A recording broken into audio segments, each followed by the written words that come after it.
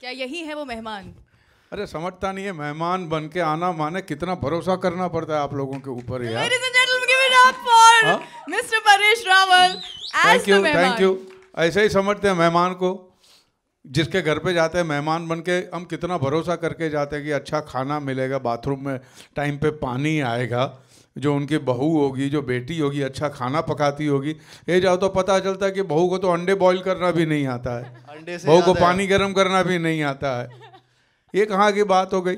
और ये सब आप पहुँच गए, उसके बाद में आपने सब एडजस्ट भी कर लिया, तब कहेंगे कि निकलो। जब पूरा एडजस्ट हो गए, मेंटली सेट हो गए, तब हमारे जाने के दिन आ गए। ऐसे थोड़ी ना चलता है। तो मेहमान एक्चुअली आपके ऊपर भरोसा करके आता है, उसका भरोसा जीतिए, उसकी मेहमान नवाजी कीजिए।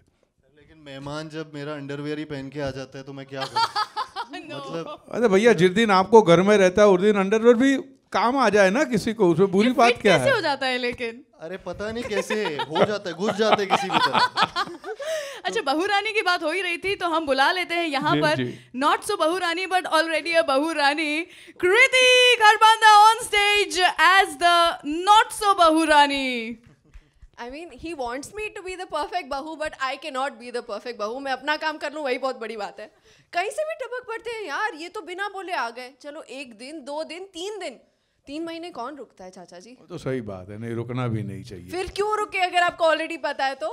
अभी क्या होता है, दिल लग जाता है ना। अरे दिल लगना छोड़ो, ये खुद अकेले छोड़ो। इन लोगों का प्रॉब्लम पता है क्या है? इस उम्र में ना दोस्ती बहुत सॉलिड हो जाती है। बाहर निकलते हैं सैर करने, ले आते हैं 10 जनों को अपने साथ, फिर कहते हैं बेटा चाय बना दो, पकौड़े बना दो, इनके लिए ये कर दो, उनके लिए वो कर दो।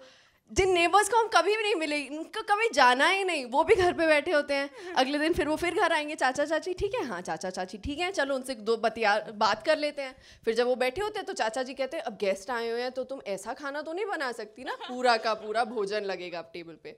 अब इसी के लिए बैठी हूँ क्या मैं?